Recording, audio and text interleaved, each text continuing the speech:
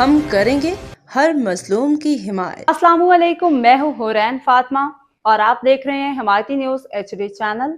نظر ڈالتے ہیں آج کی اہم خبروں پر۔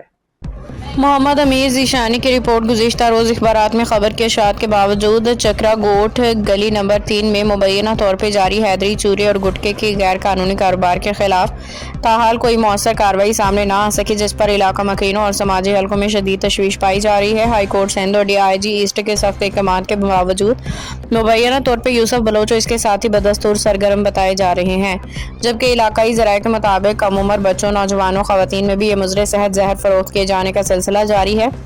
ذرائع کا کہنا ہے کہ ماضی میں مذکورہ عناصر اور ان کے 2 بیٹے ارشد، راشد اور یوسف کی بیوی کی جانب سے SP لانڈی کی ٹیم پر مبینہ ہوائی فائرنگ اور پتھراؤ جیسے واقعات بھی پیش آ چکے ہیں، مگر اس کے باوجود اب تک کسی بڑی اور فیصلہ کن کارروائی کے سامنے نہ آنا کئی سوالات کو جنم دے رہا ہے۔ علاقہ مکینوں کے مطابق خبر کی اشاعت کے 24 گھنٹے گزرنے کے باوجود بھی متعلقہ اداروں کی خاموشی سمجھ سے بالاتر ہے، جبکہ شہری حلقوں کا کہنا ہے کہ اگر پولیس ٹیم پر حملوں کے باوجود کارروائی نہ ہو تو اس سے جرائم پیشہ عناصر کے حوصلے مزید بلند ہونے کا خدشہ ہے۔ علاقائی ذرائع کے مطابق چکرا گوٹھ عملاً تھانہ زمان ٹاؤن پولیس کے لیے نو گو ایریا بنتا جا رہا ہے، جبکہ مسلسل شکایات اور نشاندہی کے باوجود بھی مؤثر کریک ڈاؤن دیکھنے میں نہیں آ رہا۔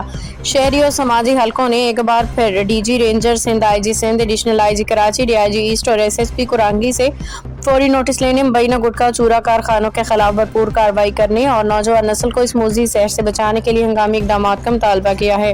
باخبر رہیے ہر جگہ ہر وقت، جانیے ملکی و غیر ملکی حالات و واقعات یقین کے ساتھ۔